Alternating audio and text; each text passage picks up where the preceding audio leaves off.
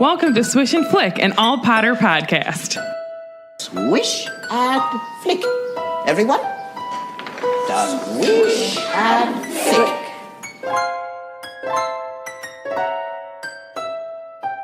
Hello and welcome to episode 72 of Swish and Flick. I'm Megan. And I'm Katie. And this episode is sponsored by Kim Jenkins. We met Kim in New York. Shout out to you, Kim.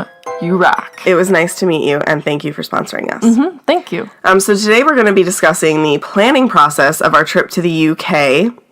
But before we begin, I have some weekly profit news for us. So, this is spoiler-free in terms of Fantastic Beasts for everybody. It's safe, guys. It's safe. It safe. is safe to continue listening, I promise. I'm not going to drop any bombs on you.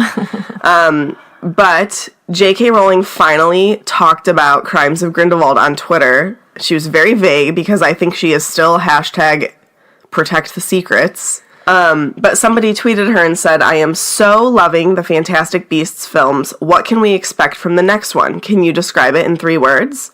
And her answers were, her answer was, answers are given. Mic drop Joe? Yeah. So I thought that was really neat. That's probably people's biggest complaints is that we left the theater with more questions than answers. But all I have to say, and I'm sure that if you guys listen to our Crimes of Grindelwald reaction episode, this is only book 2 of 5, so we weren't supposed to leave the theater with answers. But they're coming. Movie 2. Movie 2 of 5. You said book. Oh.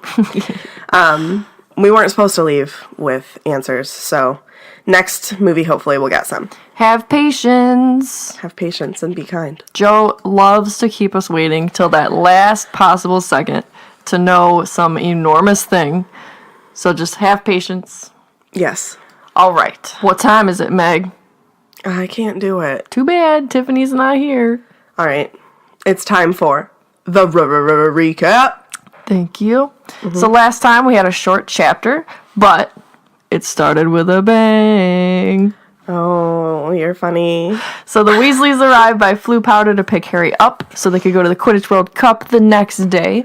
Only the Dursleys had their fireplace all boarded up, so you can imagine how happy they were when Mr. Weasley blasted it apart and their whole living room was covered in rubble.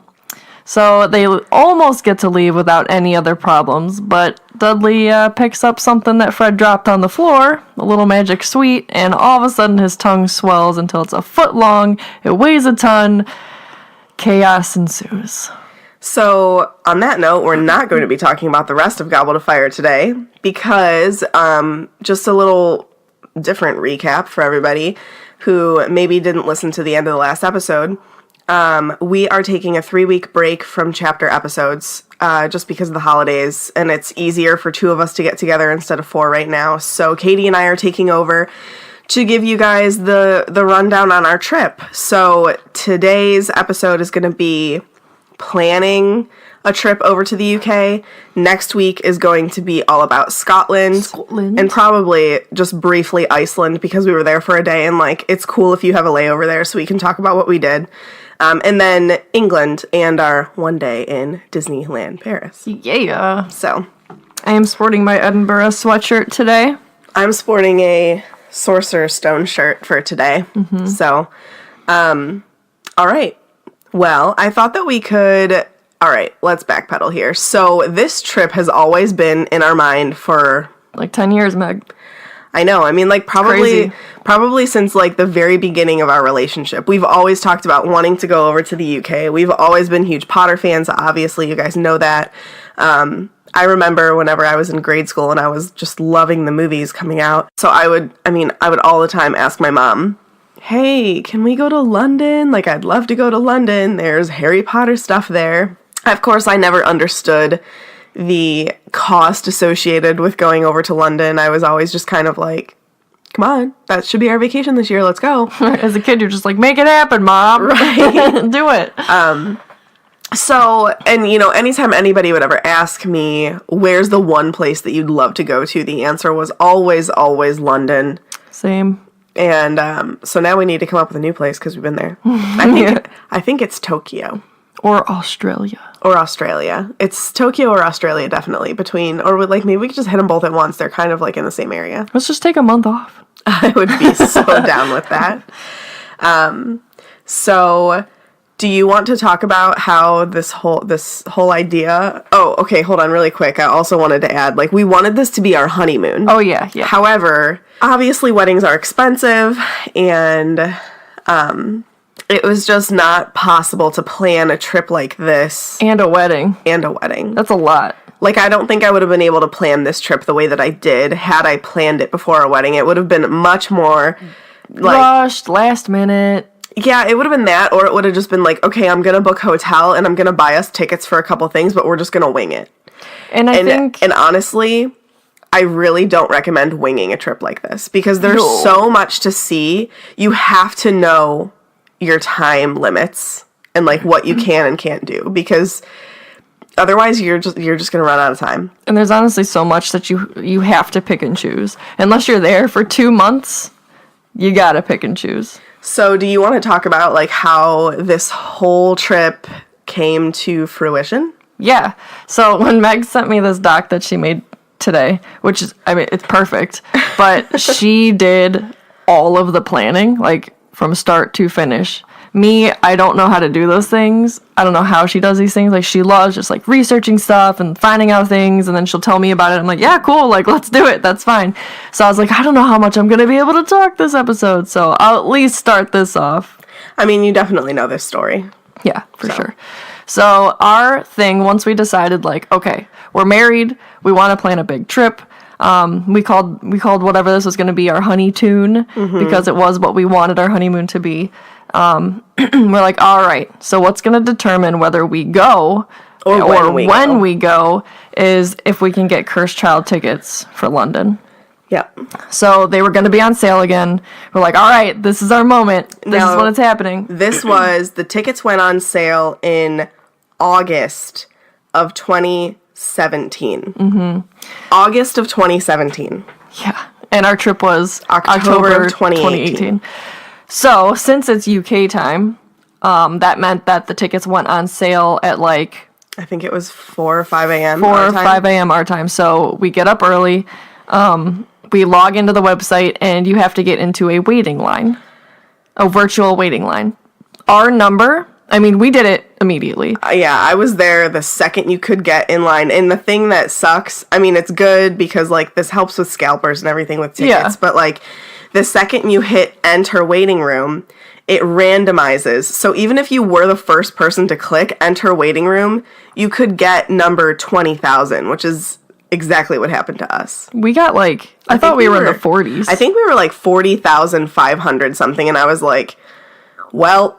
Yeah, it's not happening. Yeah, we're like, oh man. But we didn't get out of it. We stayed just to see what would happen because... It took about 3 hours before we could buy tickets. Yeah, because we're like, well, there might be people that go on there and go, this is way too expensive, forget it. And then that could possibly be our spot. We don't know. So we sat there. I also didn't want to spend a fortune, though. Yeah.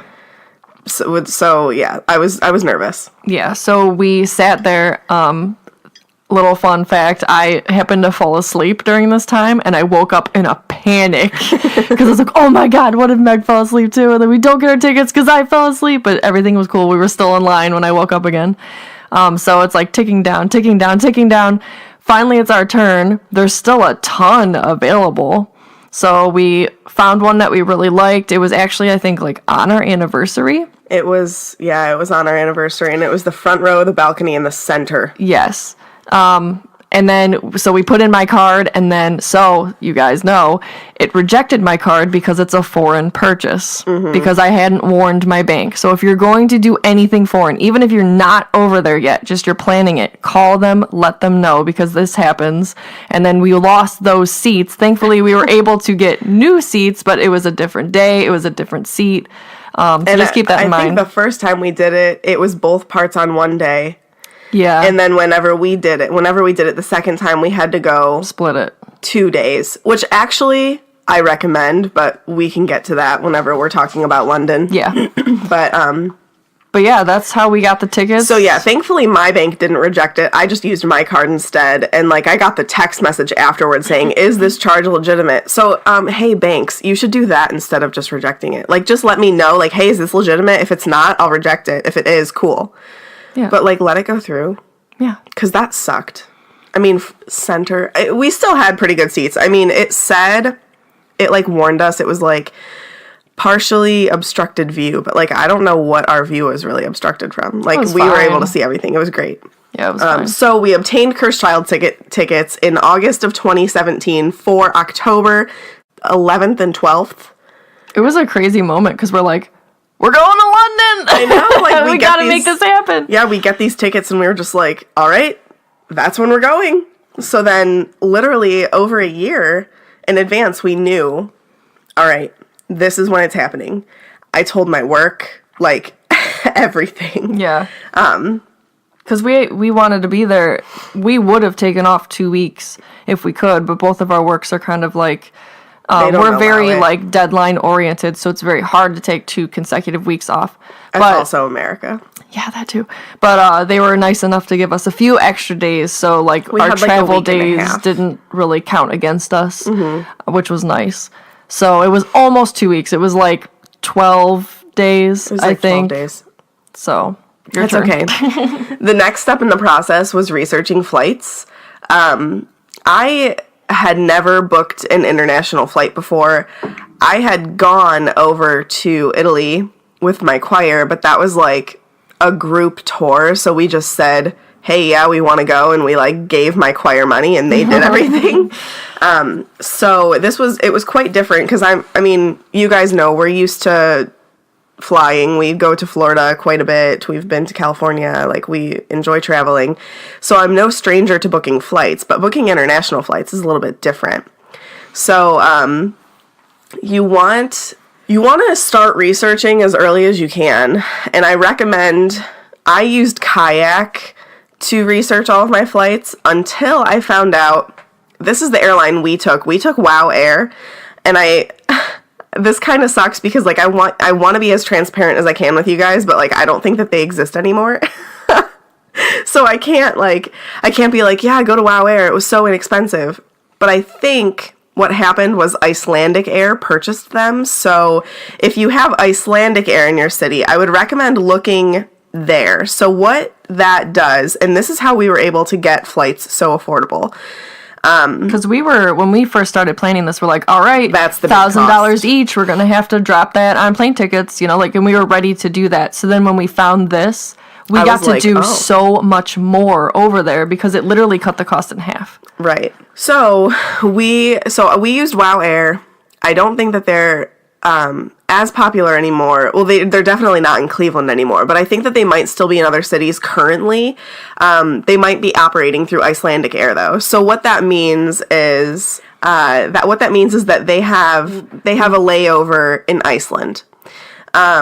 It's about, so the bulk of your flight will be from your city to Iceland, and then like we went Iceland to Scotland. Iceland to Scotland was like 3 hours, so it's not bad. And the way that we did it, so they flew out of Cleveland late at night. It was like 12:30 at night. So we still went to work that day. Yep. We went to work that day, and then that night we went to the airport. 12:30 was our flight. It was all pretty smooth. We just slept. There was like a 20-minute delay or something, but it was whatever. And yeah, it was just an overnight flight to Iceland. So when we landed in the morning, it was 9 a.m., I think, something like that. Yeah. They are a budget airline though. So again, this is kind of where like some people complain about Spirit in the States. And my thing is if you don't like Spirit, then you had higher expectations than what you should have, because you need to know what you're getting for the price that you're paying. So the thing with WOW Air is that it's just like Spirit.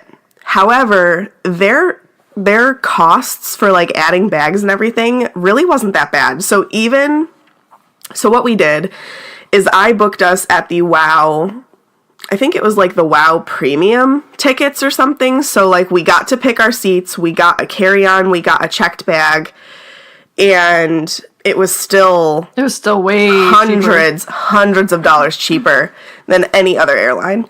However, like you don't get snacks on the plane that you don't pay for. Like you pay for your food on the plane, but honestly the price of the food is not that bad. Like we got sandwiches and meals on the way home, and it was like maybe $10 each. They were really good. Also, but if you don't want to do that, just pack snacks. Right. If you're doing an overnight flight anyway, you probably already ate dinner and you're just gonna sleep. Yeah, so. like you don't get blankets and pillows. So like I did buy us blankets and pillows, but again, the cost of purchasing our own blankets and pillows and carrying them around far outweighed paying double the cost for a flight on another airline. So we booked these flights about 5 months out. That's the best time frame for international flights. It tends to be at the cheapest point. I was looking at flights probably starting in like December, honestly, for October. And the prices were pretty much the same, actually. So like I would say if you see a good price anywhere from 10 to 5 months out, I would buy it. Because the price didn't really change much from 10 to 5 months. Actually, in fact, our flight home did go up, and I kind of screwed us a little bit with that. We did pay more for our flight home than originally we were going to. We had to drop maybe $300 or $400 more, not each total. It was like maybe $150 to $200 more expensive to come home than when I had originally looked. But our total cost for flights for 2 people round trip was about $1,500. Which is what we were kind of expecting to be for one person. Yeah. So for the flights, I would do like anywhere between 10 to 5 months out, depending on what you're looking for. Also, WOW Air did our flights, like what is that called? Our transatlantic flights. So like we took WOW Air over to Iceland. We took WOW Air from Iceland to Scotland. We took British Airways from Scotland to England, and we took WOW Air from England back to Cleveland. So we did how I did it cheaper. I actually booked a flight from Cleveland to Reykjavik, Iceland, a single one-way flight, Cleveland to Iceland. Then, because if I had booked one directly from Cleveland to Scotland, it was astronomical. So I ended up doing Cleveland to Reykjavik, gave us a day in Iceland because I'd heard good things about it, and I was like, well, that would be kind of cool. We'll have one day there. Then the following morning, we flew out from Reykjavik to Edinburgh on WOW Air. And that flight was like, it was like $100. Like, it was so inexpensive. Our flight from Cleveland to Reykjavik was like $300, and then our flight back up. It was $350 for both of us to fly to Iceland. So it was about $175 each to fly to Iceland. Then it was about $100 each to fly to Edinburgh. It was $75 to fly to London, and then it was $500 to fly back to Cleveland. So I think I did all that math right, but it's about $1,500, maybe even less.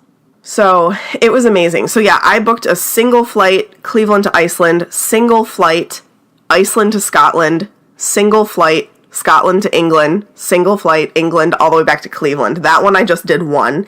So we had like a 2-hour layover in Iceland or something like that, but it was just a continuous booking. That one was all the way.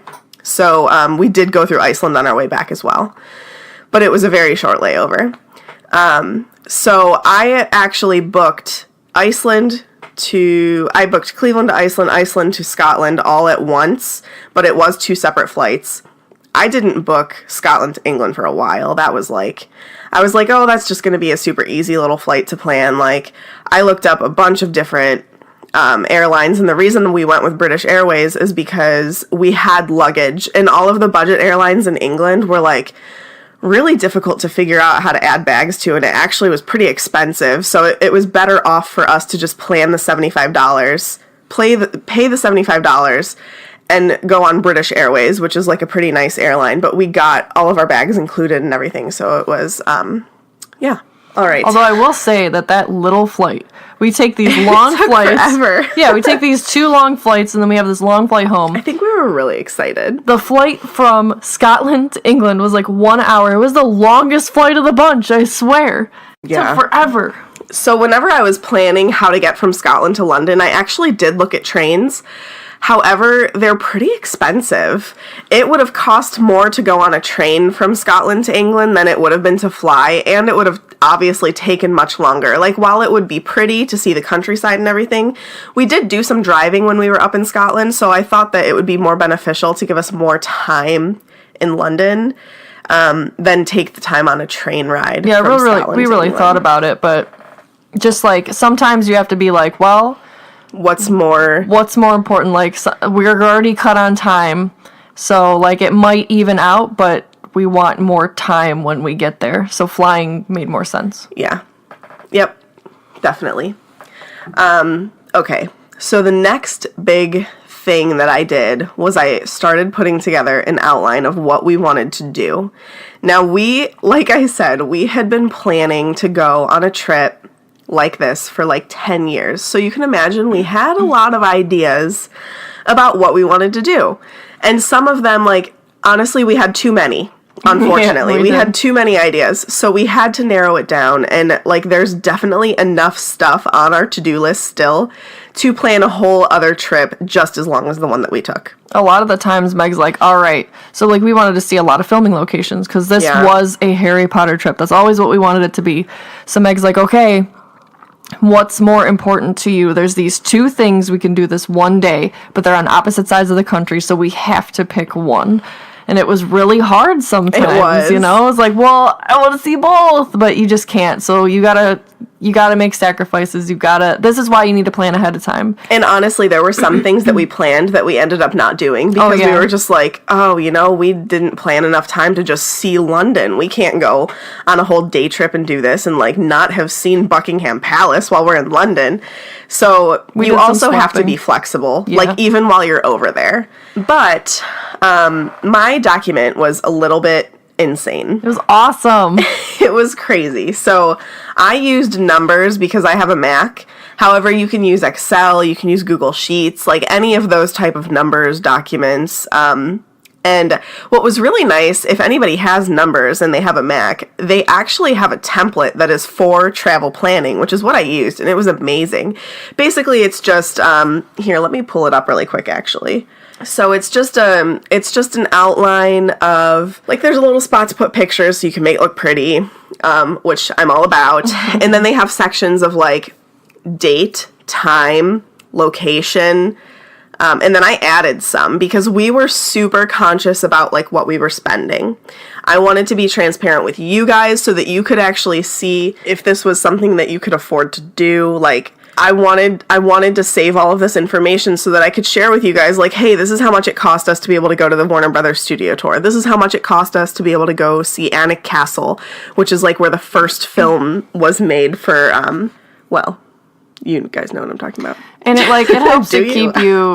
keep you in check too. You know what I mean? Like Definitely. we didn't want to cut corners because No. this was something like we've said, we've been planning it for 10 years and then all of a sudden it's happening. So but it's still like it helped to put numbers out there in front of your face to see. So I actually like tried to helped. make it a game too though for me.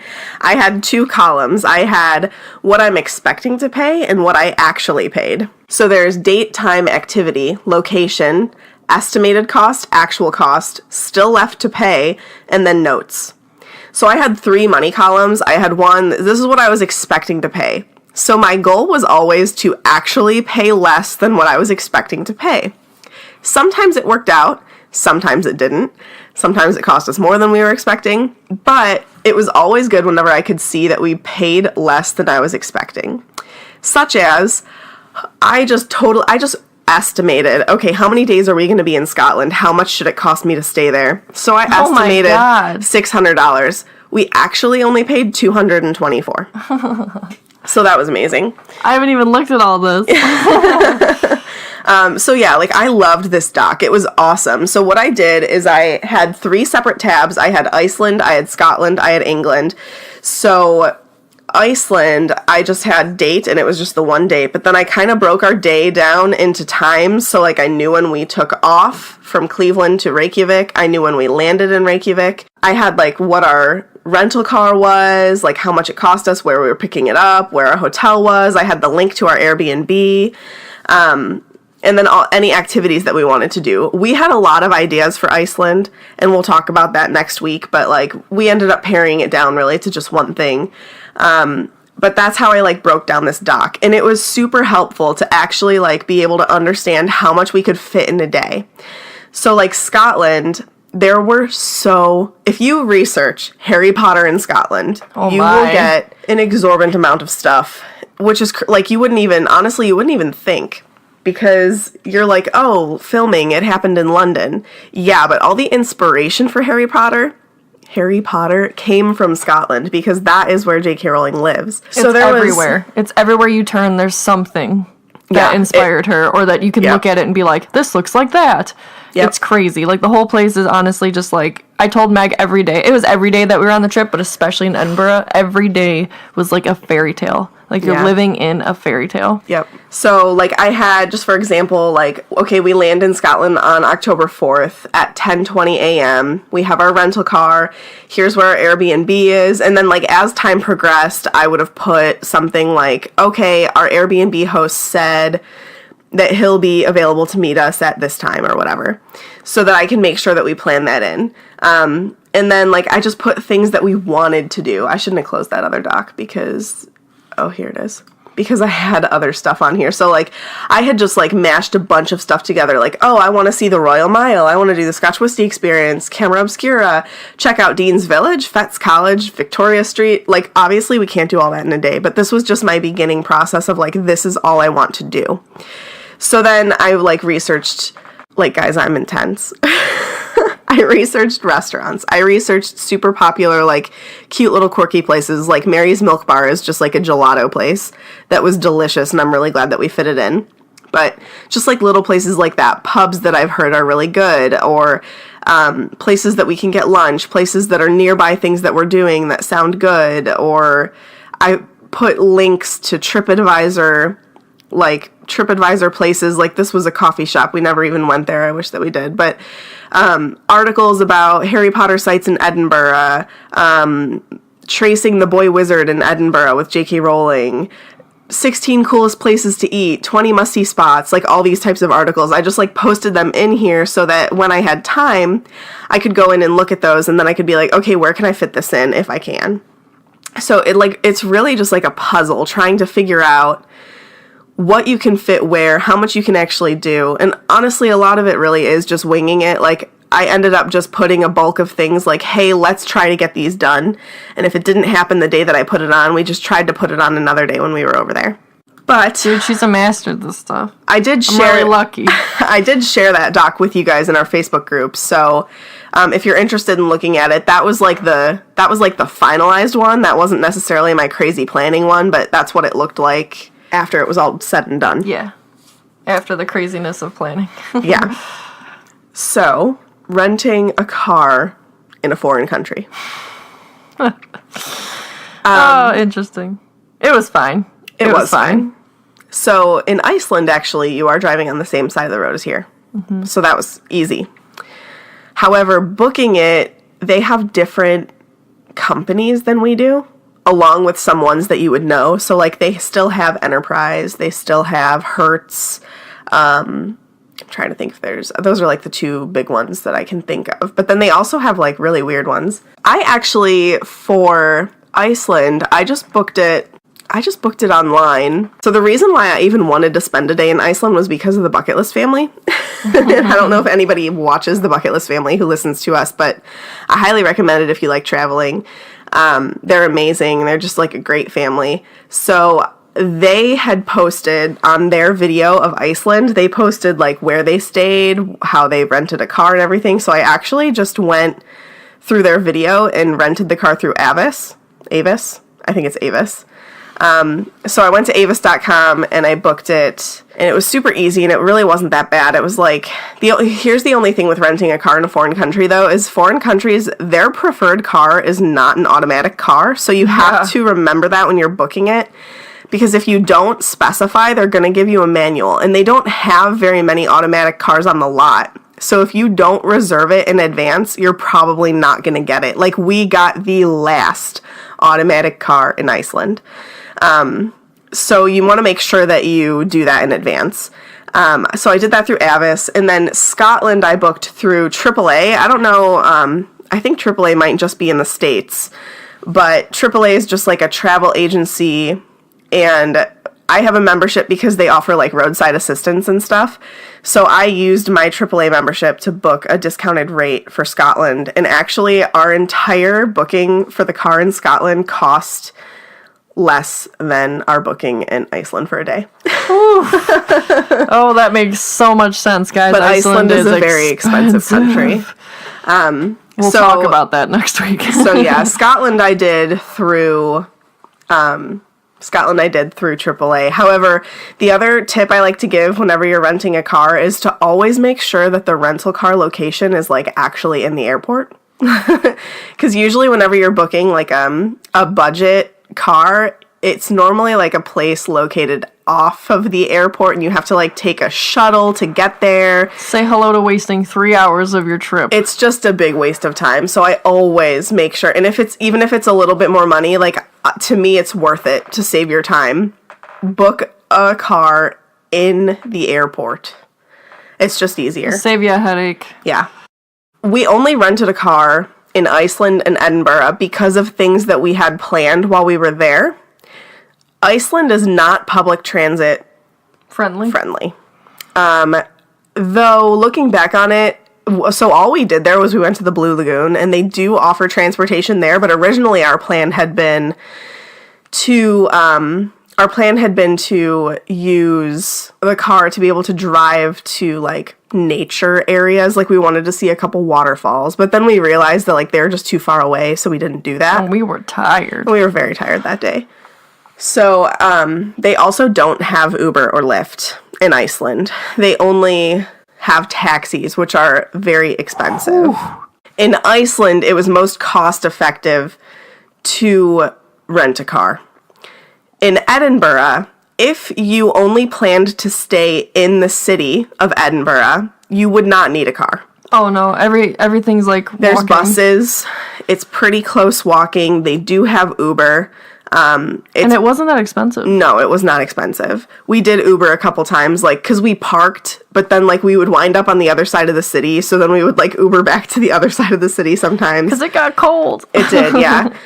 However, the reason why we had to rent a car in Edinburgh, and if you want to plan the cool things that we planned in Edinburgh, you need a car. Because we took the Hogwarts Express train, which is a 2.5 to 3 hour drive northwest. You cannot Uber at the cost of what we paid to rent our car. So the thing with the Harry Potter stuff in Scotland is it's pretty spread out. So, like, there's a lot in Edinburgh that you can do. However, if you want to do the Jacobite train, which is the Hogwarts Express, that is a drive that you will have to drive yourself. And it's about 2.5 hours away from Edinburgh. Also, we went to Alnwick Castle, which is in northern England, which is about a 2-hour drive from Edinburgh as well. It's less time to drive from Edinburgh than it would have been to drive from London. Oh, definitely. Yes. It's about 9 hours from London, I think. Yeah. We needed a car to be able to go do those other Harry Potter filming location things that we wanted. But if you decide to just stay in the city, public transit is fine in Edinburgh. Now, in London, we did not rent a car in London at all. You don't need to. One. They have the underground. They have Uber. They have taxis everywhere. Like, that's fine. But Edinburgh is a smaller city than London. They don't have trains, like underground trains like that. They do have buses that are like double-decker buses. And they can get you around the city just fine. But again, we did a lot of things outside the city. So you need a car. Yeah. If you're doing those things, like Mike said. Okay, but where to stay? So we did a lot of research on where to stay. And a lot of changing. A lot of changing. Iceland was pretty easy, actually. I wanted someplace that was very close to the airport. I didn't want to pay an arm and a leg for it because this was just kind of like a layover, quick day. We're just sleeping. Yeah, so we did Airbnb. We had a car, so it was fine. It was like $50, which, let me tell you, again, like you've heard us say this quite a few times already, Iceland is expensive. So like a hotel in Iceland, you were looking at about $200 to $250, even at like a budget place. And they know that they're a stopover city, and they try to get you for it. So we did an Airbnb. It was about $50. It was like 5 minutes from the airport. It was perfect. It was great. I posted a link to exactly where we stayed on the document so that you guys can see. The hosts were great. We didn't talk to them, but it was super accommodating. Like, it was just really easy. So, they had, like, snacks and hot cocoa and water and fresh towels and a really comfy bed. Yep. It was like almost like a studio apartment, but smaller. But it was perfect for us for one night. Yeah, it was They great. gave us, like, access to their Netflix, so we, like, watched one of the shows we had been watching at home, and it was really cool. So, whenever I was planning Edinburgh, I also wanted to do an Airbnb because, again, I knew that we were going to have a car. Like, it wasn't important that we had to be in the city. So I figured that we could save some money by staying a little bit outside the city in an Airbnb. And it ended up working out perfectly. Like, it was fine. And actually, even if we hadn't had a car and you just wanted to go into the city, there was a bus stop literally right outside the apartment complex that we stayed at. And the guy, did you post where we stayed here, too? I did. The guy that we went through was very, very nice, very knowledgeable. If you had any question about the city or how to get around or what's the best way to do whatever, he was more than willing to help you. So highly recommend that place if you're going to do a car and do Edinburgh. Yeah, he was great. And so let me see. Oh, okay. So originally we had planned to stay at the Airbnb the entire time we were in Edinburgh. So I booked it, and that was fine. And they only make you pay for one night or half of it or something. So I only had to pay like $150 or something to like secure it. And then I felt really bad because like our plans kept changing. So like at first I realized I actually had booked it the wrong dates, so I had to change it. It was one less date than I had booked. He was fine with it. He was super accommodating. Then we decided that whenever we were in Edinburgh, we wanted to stay a night at the Balmoral. So our last night in Edinburgh was our actual anniversary.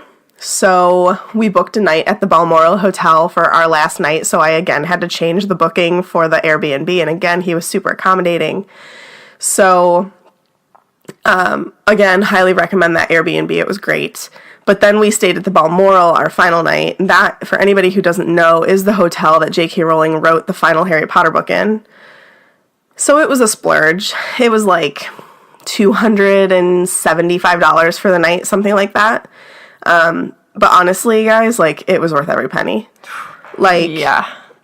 I can't book a hotel at Disney anymore because I just think about, like, the value of it. Like, hold on. I'm gonna stay at a Disney resort.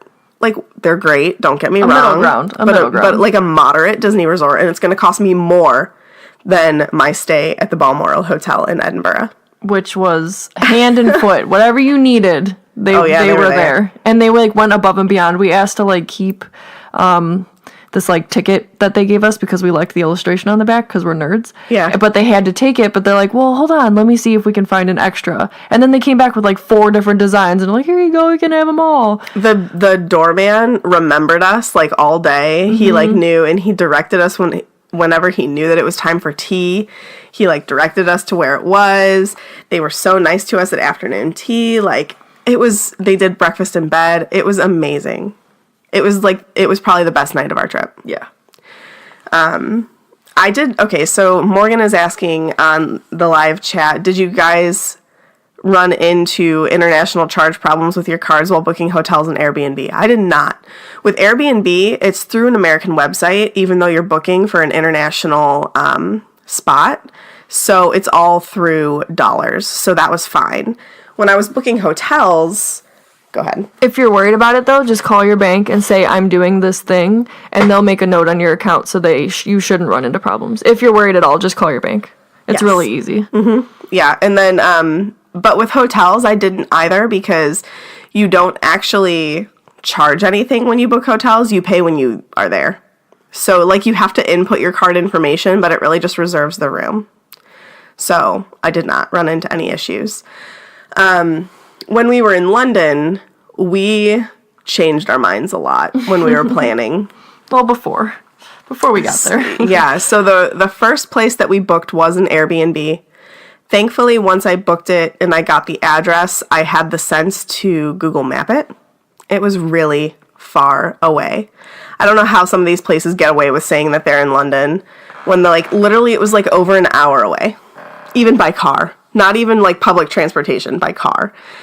And like some days we planned this next day we're going to be up at the crack of dawn because we have to catch a train to Paris because we wanted to do Disneyland in Paris. So imagine being an hour outside of the city and having to coordinate all that to get to the train station by 5 a.m. to have your full day. Like, we would be exhausted. Yeah. So make sure that you like research because they can be like, yeah, there's an underground right next to whatever, and it's really like a 20-minute ride to that underground, and then you have to take the underground, which is an hour to the city, and blah blah blah blah blah. Yeah. So just research that stuff.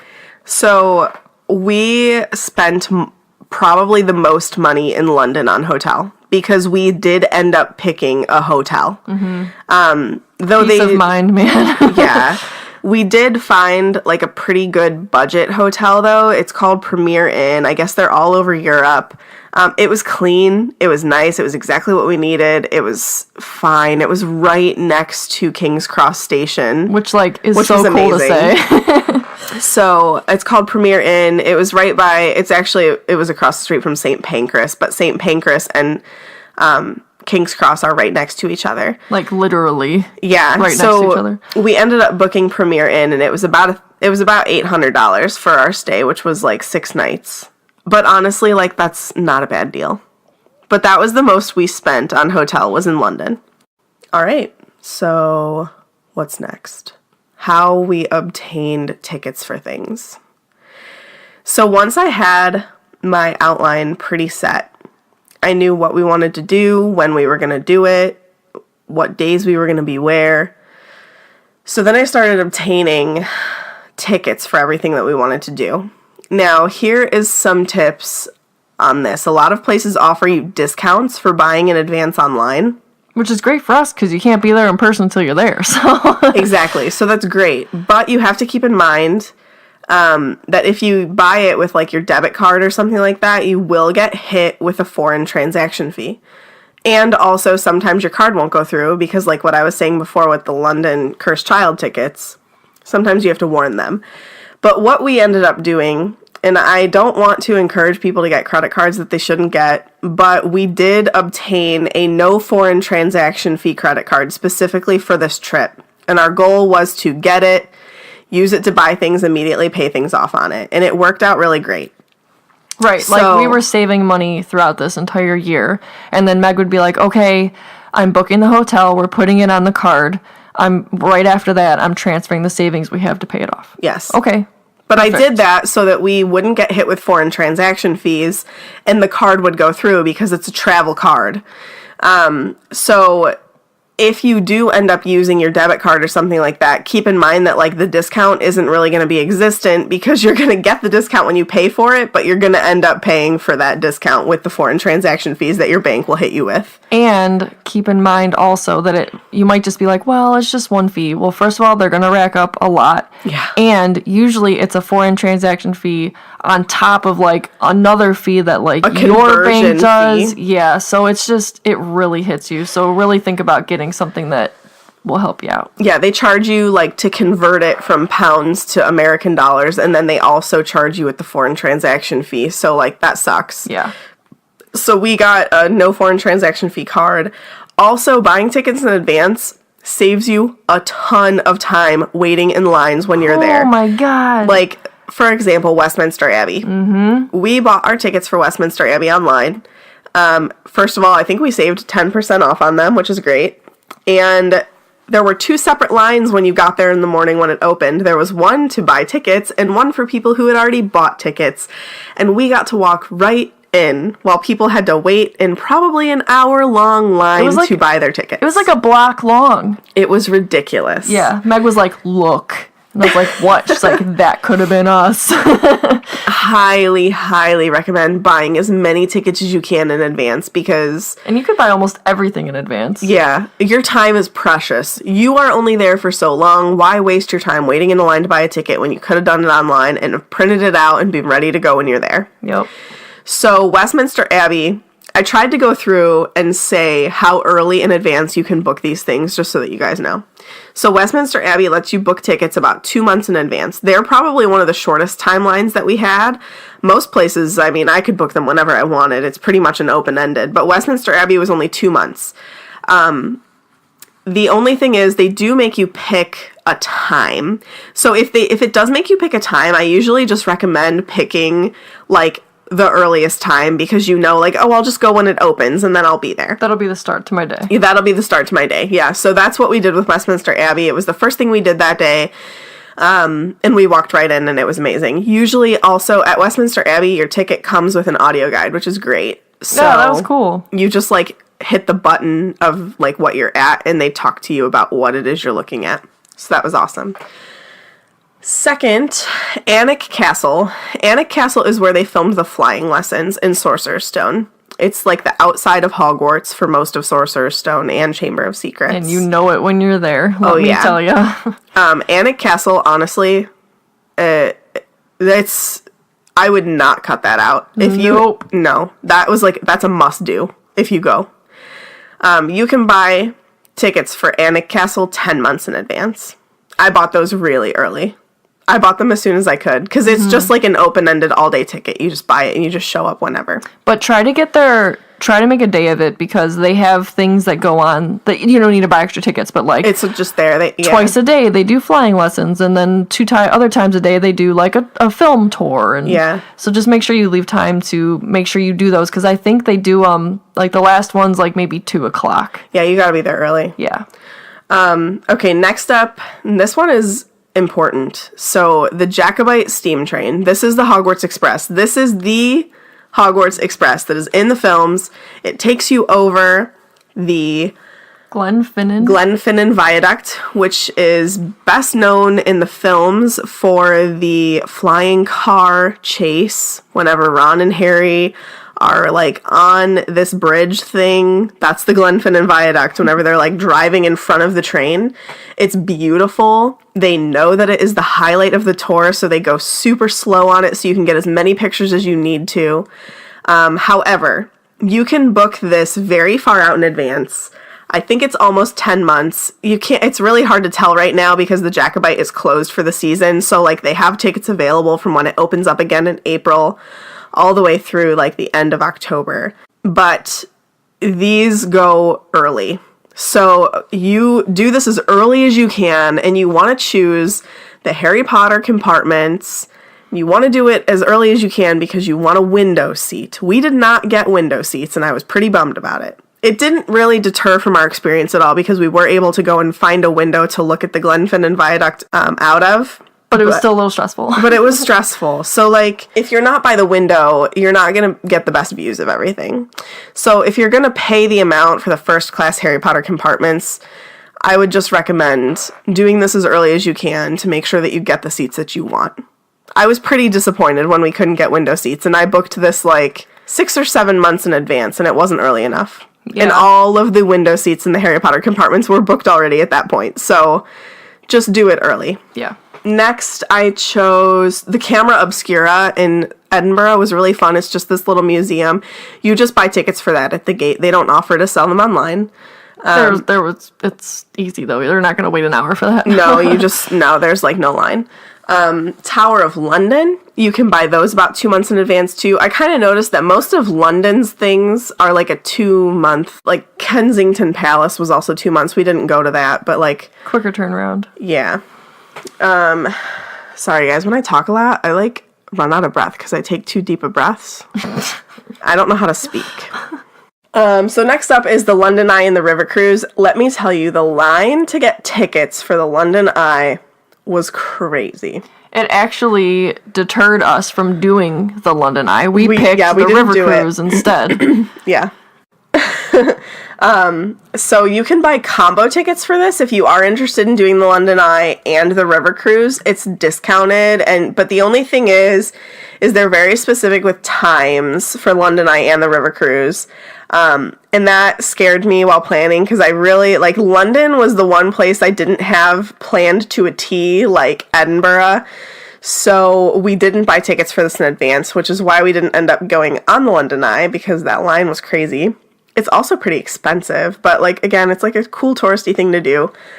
But the River Cruise is great, and we'll talk about that more when we get to London, but, I don't feel like I missed out on anything, because it was amazing. Yeah, the River Cruise was amazing, and you can book that in advance. It's just, again, they only have so many river cruises a day, so you have to know when you'll be able to be there. Mm-hmm. So we did not book that in advance, and we did end up waiting probably a half an hour to buy tickets for the River Cruise, which sucked, but it was worth it. Yeah.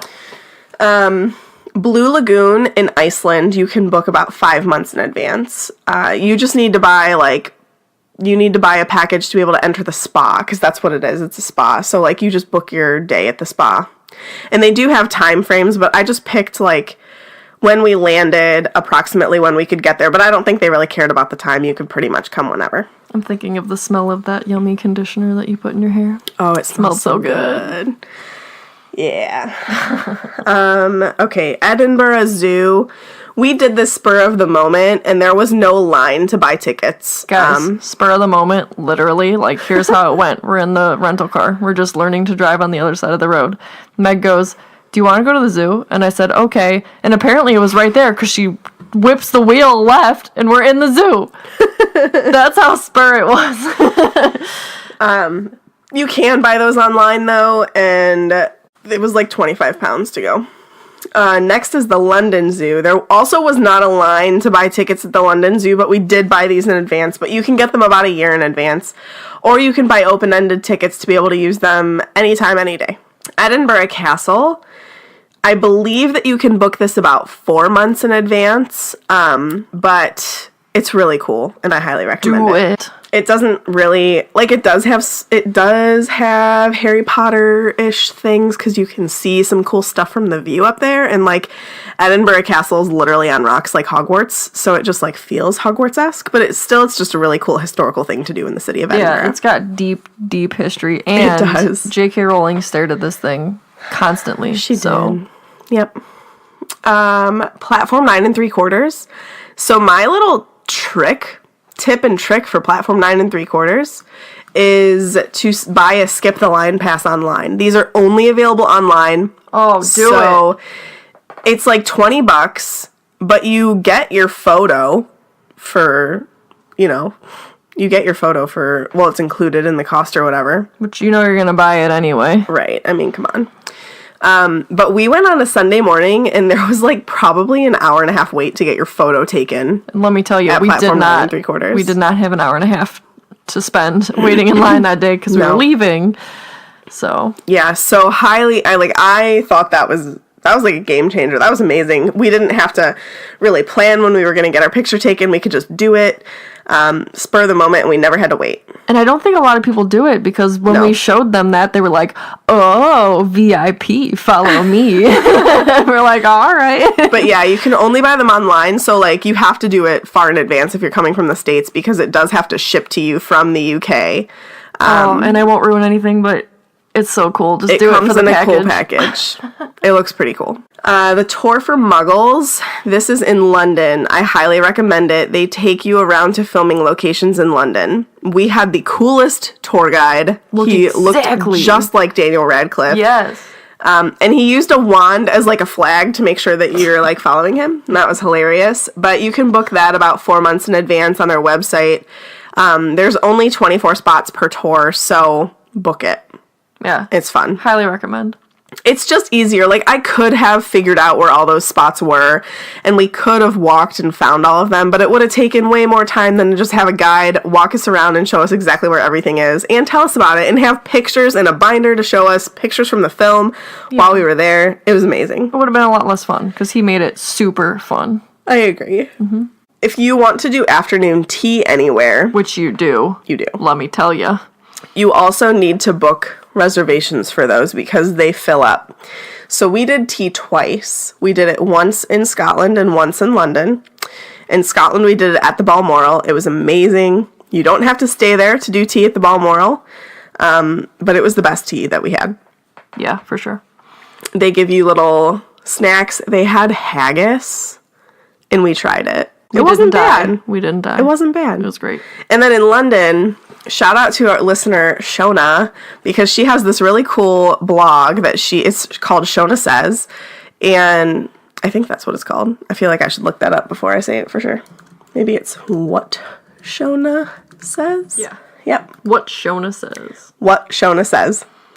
And she reviews, like, places that she's gone in London, stuff that she's bought, all that kind of stuff. But she reviewed this tea place in London called Fortnum & Mason, and she said that it was the best tea that she had, so we did that too. It was really good. I really liked their pastries. Yes. So that was fun. All the pastries. But it's still, like, it doesn't cost anything to reserve. You just, like, go online and you just, like, Google Balmoral tea. I think you could do it from their website. Fortnum & Mason is, like, through Open Table or something like that, but I just highly recommend getting a reservation so you can make sure that you have a spot. Because there were quite a few people coming upstairs at Fortnum & Mason that wanted to do it, and they were like, oh, sorry, we're booked for the day. It was packed. It was. Packed. Okay, lastly, so London offers this pass called the London Pass, and I wanted to talk about why we didn't do it. Because a lot of people say, oh, you should do the London Pass because it gets you into a bunch of things. However, it gets you into a bunch of things that, like, didn't really interest us and didn't have much to do with Harry Potter. It's just, like, London history, which is great. Like, if you want to, like, do London history stuff just as much as you want to do Harry Potter stuff, I might recommend the London Pass. But, like, you could have used it to get into the Tower of London and I think Westminster Abbey. But the London Eye is not included. A couple other places we wanted to go that weren't included, and now I can't remember. It just, like, for our schedule and how we were doing London, because you have to pay per day. It didn't fit what we were doing. If you wanted to get a London Pass for a day and like, cram as much as possible into one day, it might be worth it. But I wanted to do one thing on this day, one thing on this day, one thing on this day. And you would have had to buy that pass for the amount of days that you wanted, and it was just way too expensive. Yeah. So if you have less time, maybe it's a good thing because you can, like, jam as much as you want in one day and it might be worth it, but I didn't think it was worth it. All right. We're kind of almost done here. Not really. Having fun, man. I know. So, do you want to try and talk about the studio tour, or do you know anything about this? Okay, I'll talk about it. I know a little bit of it. Maybe I could try and start a little bit. So the studio tour, obviously a must. I think we were probably most excited about this. Mm-hmm. So it's at Leavesden Studios. It's where they filmed everything.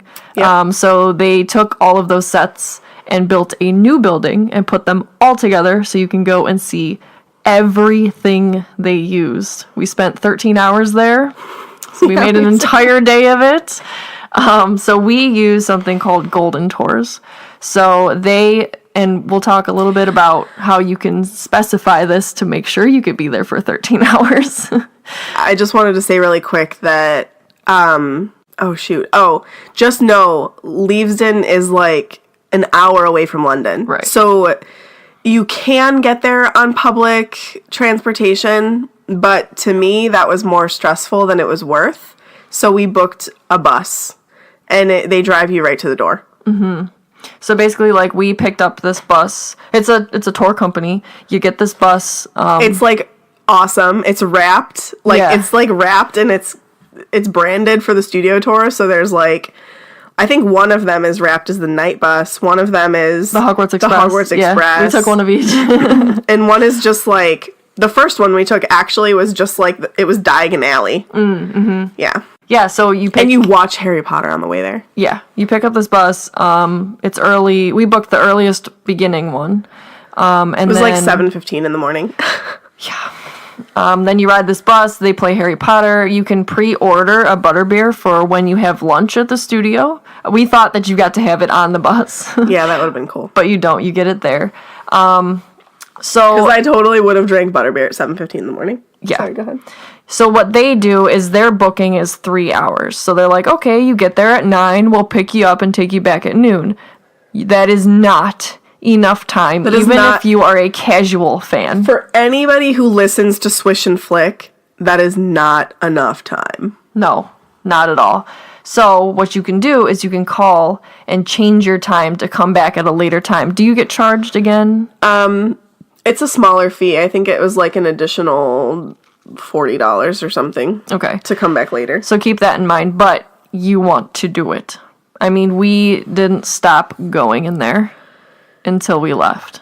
So, plus you want to like stop and be able to eat because the food is really good, and you want to have a butterbeer, and you just want to like appreciate everything. Yep. Yeah. Did I miss anything? Oh, you can. So we also booked Behind the Seams, which is still ongoing, so it must be going really well, because originally it was like a limited time thing. It wasn't supposed to be going on when we were there because I looked, and then all of a sudden, like a week before we left, I looked again just for the heck of it, and it was there again. So I booked it. So what Behind the Seams is halfway through their tour, before lunch, you stop at this specified area. It's over by Malfoy Manor. So you stop, and then they take you to a different building, and then they show you costumes that have never been displayed before, ever, anywhere. Not on the exhibition, not on the studio tour, nowhere. So we saw Cedric's battle-worn Triwizard Tournament outfit. We saw Harry's first Quidditch sweater. So tiny! We saw one of Voldemort's robes from the Battle of Hogwarts. And you got to, like, you couldn't touch that one, but they had, like, a sample fabric of it. Touch. And it was really cool. They had Professor Sprout. Professor Sprout's outfit is awesome. Yeah, it's way cooler than you think. I won't spoil too much. Yeah, just like really cool things. And like then you got to put on real Hogwarts robes that were seen in the films. That were actually worn. And by got your students. picture taken. Yeah, it was worth every penny. It was amazing. It really was not that much more. It was like a $30 upcharge from a normal ticket. Yeah. So, because I realized that we accidentally bought 2 tickets. Yeah, so keep that in mind. Yeah, so whenever you book on the Golden Tour, you get a ticket, which is great. However, if you book Behind the Seams, your Behind the Seams ticket also includes regular admission. So we bought 2 admissions. Yep. That's okay, though. They also offer a VIP deluxe package, which actually, like, dang it, sounded like a good deal. So you get your lunch is included, your butterbeer is included, you get a special guided tour for 3 hours from somebody. Like, they take you through it, and, like, you have somebody with you who shows you stuff. I think that is what we stumbled upon when we were looking at the common room, the Gryffindor common room, and that guy actually went back there and pulled things forward and was showing them to people. I think they were on a VIP tour. We should do that next time. Yeah, definitely. Yeah. So that was really cool. But that's also an option that they offer. So, okay.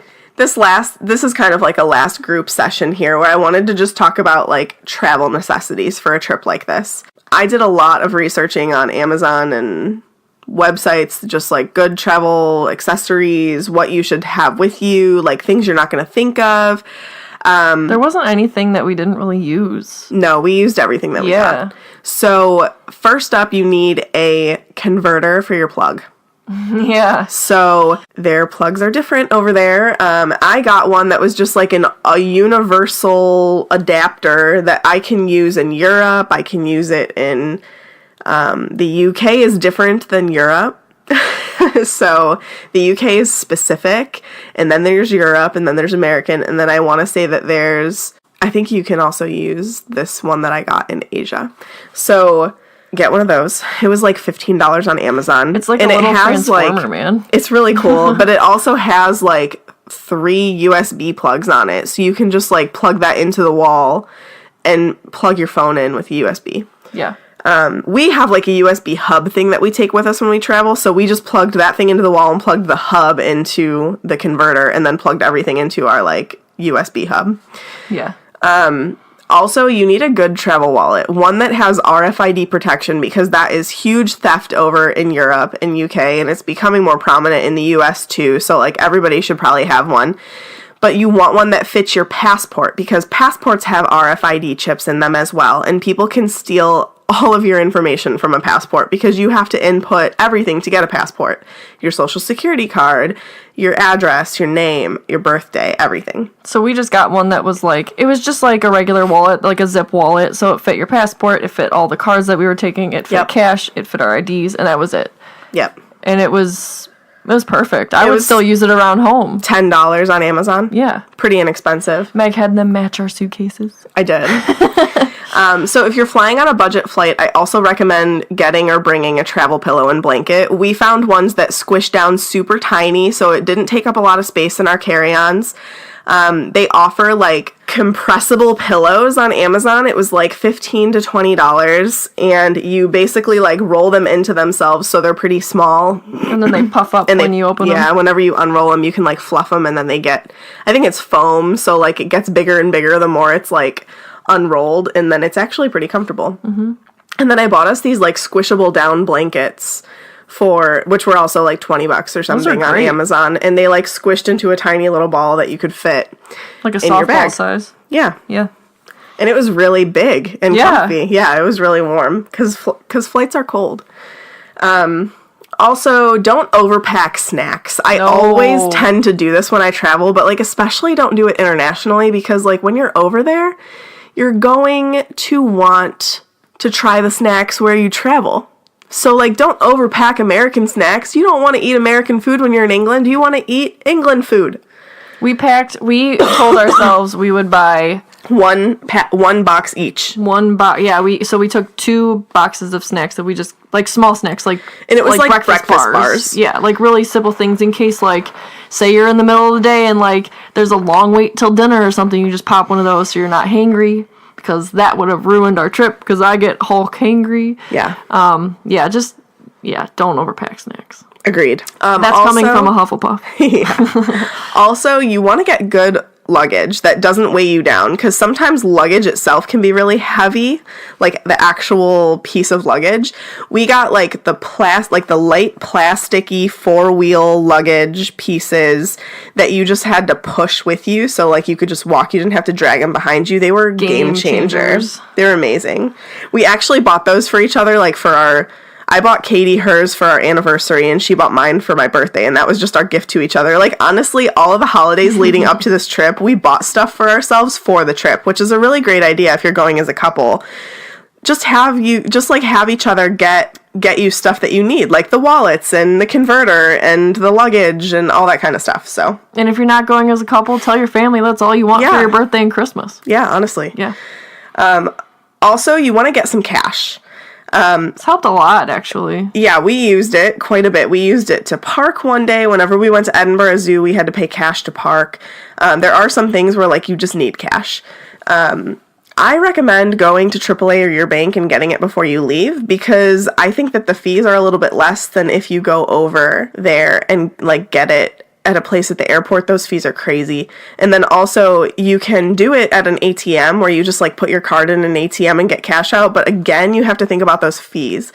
And some banks' fees are bad. Yeah. And leave yourself time, because sometimes they don't have the cash on hand because, I don't know, maybe they don't have pounds that day or euro or whatever. I would order it like a month in advance, because AAA had to order it for me, and it took about 3 days to get in. But just like give yourself some leeway with it. And usually I just did the minimum that you could get. They make you buy $200 of money. So like I had to buy 200 pounds, which actually was like $300. You have to buy money. You have to buy money. Also, it's always good to get a map of the city. I will link you guys to everything that we bought. Yes. So, like, the wallets, the luggage, the converter, everything. I'll post the links for you. And we love a good deal. So trust us yeah. when we say that, like, what we're posting, like, it was either middle ground, because we don't like to buy crap. We're not going to buy Right. something cheap. But when you're buying something like this, we don't want the high of the high, but we want something good. Right. So we do our research with it. So what we got, we can 100% swear behind. It's good. Yeah. Stuff. Yeah, I liked everything that we bought. Nothing was like junky and nothing was too expensive. So I always like to have a map of the city. I don't actually think that we really used them that much while we were over there, but it's always good to have them as a backup. What if your phone dies? It took no space in the backpack. No, I mean, it was thin. I just put it in the back pocket. We had one of Edinburgh. We had one of London. And then also, I personally found paying for Travel Pass on my phone worth it. So I have Verizon, and Travel Pass is $10 a day, and you basically get your plan overseas.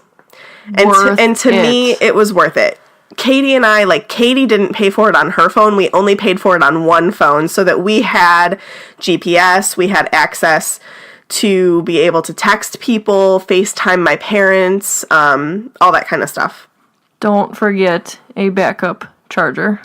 Yeah, you want a backup charger because if you only have one phone that's working and you're used to depending on two phones, yeah, that happened on the first day. Mine died, and I was like, what am I gonna do? I don't know where we are. I don't know how to get anywhere. We'll try to find, I'll find the backup battery I bought. It's 'Cause the amazing. one- I bought it for Florida. the one we have is, like, it's good to charge your phone, like, 4 times or something. So Yep. it's really nice over a trip where you might not remember to plug it in. So you're not, like, panicking about that while you're trying to, It was like get around the city. $40, I think, but it was worth it. Yeah, we use it during every trip, no matter where we go. Just so that everybody knows, though, like, Wi-Fi was pretty plentiful everywhere. Like, our Airbnbs offered it, our hotel offered it, most restaurants have it over there. So, like, if you don't want to pay $10 a day for your phone, like, Wi-Fi, you can find Wi-Fi. I just liked the convenience of being able to use my GPS. Yeah, I mean, that helped out with food. I mean, like, we knew a lot of where we wanted to go. Yeah, I could Google, like, best pub near me. Yeah. And it helped a lot. And we used it a lot where, like, we would just type into Google Maps, like, where we want to go, and it would tell us if the underground was better or if a bus was better or, like, what traffic was best for us at that time. So it was insanely helpful. I really liked it for the underground schedules and stuff. Yeah. It just told you exactly what to do. Yeah. Which was really nice. We're so sad. So leading up to your departure, some things that I wanted to point out is that you want to make sure that you've printed all those tickets that you bought yourself in advance. I had like a file that I packed in my carry-on with all the tickets to everything. And then when I got to the hotel for Edinburgh, I put out the tickets that were for Edinburgh on the table, and every day we would grab that day's tickets. And I did that in London too, and we would grab those days' tickets and put them in our bag. You also just want to like organize all your paperwork. I don't know if this is just because we were watching The Handmaid's Tale before we went, but I made sure to pack our marriage certificate so that people would know that we were legally married. Well, also because, like, I'm discovering, because I changed my name when we got married, and, like, that comes up way more often than you think it would. So, like, say I had a card that I forgot to change my name on. I don't want anyone, like, say that's the only card I can use because the other ones aren't working because it's being funky or something. I have a backup. You know what I mean? I brought all of my cards that I had just in case one didn't work. I had other ones. Even if I had to pay the foreign transaction fees, I could at least have money. I make sure that you pack your cash that you buy. It sounds so funny. I know. Make sure that you bring your foreign currency that you buy. Maybe that's better. We brought our marriage certificate just in case. God forbid, maybe one of us gets sick and we're in the hospital, and, like, that's the only way to prove that we really are married and I can be in the hospital with her. Like, who knows? So, like, we just did it to be safe. Make sure you bring your passport, obviously. You want your ID on top of your passport. Just all of that paperwork stuff. You want to bring a copy of your insurance. Make sure that you have your medical insurance, all that jazz. And if you're renting a car, you want your car insurance with you. Yeah, because I forgot mine. But I had mine, so it was okay. Also, make sure that you pack a couple days in advance. You don't want to be rushing the night before because you're going to be go, go, go the second you're on vacation. So make sure that you take time to relax the day before. What helped me a lot, too, because I'm very, like, it helped me a lot to actually like set aside like, okay, well, I have this pair of jeans I know I want to wear over there, so I'm not going to wear them the week before. Yeah. I'm just going to set them aside. And then that helped with like, because we got back really late, so I didn't have time to throw in laundry for work the next day. So Right. like I had clothes ready to go for when I got back, so I didn't have to stress about that. Because we're crazies and we literally came home at like midnight and went to work the next day because I'm like, Yeah. no vacation time will be wasted. Right. So just try to plan those little things because it's going to make the before and after a lot easier on you. Yeah. Because you're going to be sad to come home and you have to go to work the next day and you don't want to be like rushing around like, I don't have pants. Also, the week before we left, we started taking airborne every day, which I really think was a good idea because I didn't get sick over there at all. So, like, we took airborne every day and every day while we were over there. We Just took like it. the little gummies. Yeah. We just bought we went to Sam's Club, which Yep. is like a big, like you can buy like Costco. yeah. Sam's Club. We can buy bulk stuff. So we just bought a Walmart big probably one. has something like that too. Yeah, for sure. We just bought a big one and we planned it out to like when we should start taking it and like if it would last through our trip, and it worked out really good. So the day before, don't leave everything to the last day. You're going to be up and at 'em early probably, or up late depending on your flights, and you won't stop going until you're back at home. So make sure that you relax the day before. You'll need the rest and it'll help you not get sick on the plane. Because let me tell you, when I went to Italy, I came home and I had mono for 3 weeks. So take airborne, drink lots of water, stay hydrated, Oh my God, stay get hydrated. rest. Like, okay, when I went to New York for the first time, I'm used to going to Disney World, right? There's a bathroom every 10 feet. But when I went to New York, and It's I have a hard to very find small, bathroom. I have a very small bladder, so if you do too, listen up. You need to stay hydrated because otherwise you're going to drag, and this is a very important trip in your life, and you want to enjoy everything, so you might have to pee a lot. It's a lot easier to do it in Edinburgh, I think, and Yeah. London than New York was, but still, like, don't let that, sometimes I get really anxious about it, like, well, I don't want to be stopping every 5 seconds, but you don't want to be sick on your trip. So just take care of yourself. That's probably more important than anything so that you can enjoy everything that you do. Yeah. That's all I got for our planning episode. That was good. You did really good. Thanks. I'm proud of you. Now I have to write the doc for next week. Yeah, but that's like, I mean, this was fun stuff to talk about, but it's all going to be reminiscing and remembering and sharing our experiences. So it'll be fun. All right. So this is an episode of Swish and Flick still, even though we're not doing chapters. So we are going to do a fan story. This one is short and sweet. Can you help me with the last name? Where is it? Anna. Oh, Salam. Anna Salam. She says, Dear Swish and Flick, my name is Anna. My mom introduced me to the book when I was maybe 6 or 7. I was super hooked. It took me a while to get through 4 and 5 because they were so long, but I read on and read the book 7 times. Where's my bell? Oh no, it's gone. Oh, no, ding! 7 times because it is the most magically powerful number. I subscribed to all the Harry Potter theory channels on YouTube and read fanfics on fanfiction.net. You should check out Swish and Fic.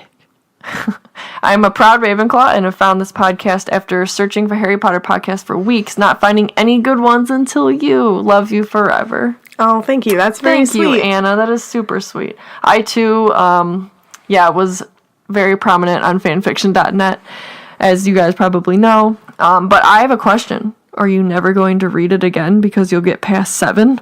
You have to read You it have again. to read it again. Yeah, keep You've going. attained the highest of the highest, so now you're good to go. So thank you for sharing your story, Anna. We super appreciate you and your ears. Yeah. So Swish and Flick can be found on Facebook at Swish and Flick Podcast and on Twitter and Instagram at Swish Flickcast. Also make sure that you subscribe to us on YouTube. All of our podcasts are posted there as well as some vlogs, including our fan favorite puff pastry. Also, you can support us on Patreon for exclusive access to the Felix Files, which is our bi-monthly bonus episodes. That is at patreon.com/swishflickcast. Shout out and huge thank you to all of our current patrons. We love you and we really appreciate your support, so thank you. Lastly, make sure that you check out our website, swishflickcast.com, to check out all the info on Swish and Flick and all of our cool new merchandise for Merry Swishmas. Orders placed now probably won't get to you by Christmas. Unless it's a button or a sticker, we can get those out as quick as possible.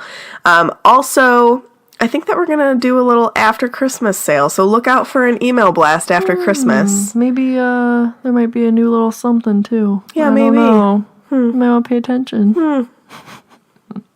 All right, we've got a new segment before we close out the episode here. Thanks to Tiff the Griff, who gifted Katie a unofficial Harry Potter joke book. This is probably the greatest gift anyone could have given me because I am like the master of dad jokes and like horrible puns, and I love them. They make me laugh way harder than I should.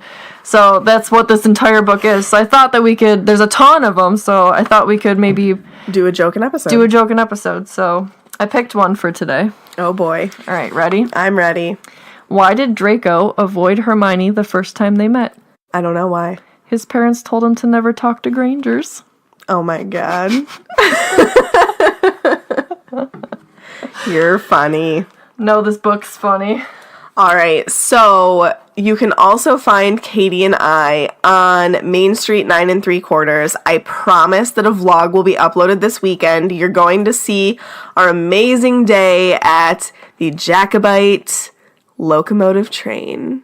Guys, that's a high promise. No, it's happening. Okay. I have time later today. I believe Might go in you. up on Sunday. I'm not sure, but you guys will see it this weekend.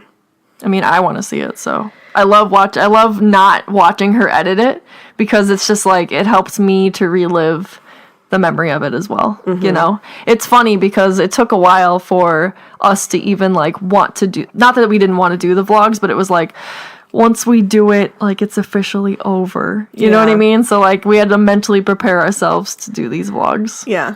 Yeah, and finish it out. Lastly, you can find Katie and I on Grown Up Kids. We're doing a cool little project this December called Podmas, where we are literally podcasting every single day on Grown Up Kids. What is sleep? So you should check that out because there's some really good ones this Podmas, such as 101 Dalmatians, Pollyanna, The Sleeping Parent Beauty. Trap, Sleeping Beauty, Shaggy Dog. Swiss Family Robinson. Lots of cool ones. So. Yeah. Check it out. Grown Up Kids Pod. Am I closing it? You should close it. I opened it. I've never closed an episode before. I'm so excited. I don't want to mess it up. All right, so that concludes this week's episode. Thank you so much for listening, and don't let the muggles get you down. Amazing! Just my voice! I'm sorry, Katie's gonna kill me. There's already a lot of edits. We forgot to record in the beginning. We had to go back and redo that. Sorry, guys. I love you, Katie. I love you too. I'll edit this episode, Katie. I love you. Also, I need to blow my nose again. Yeah, you're definitely editing this episode. I know.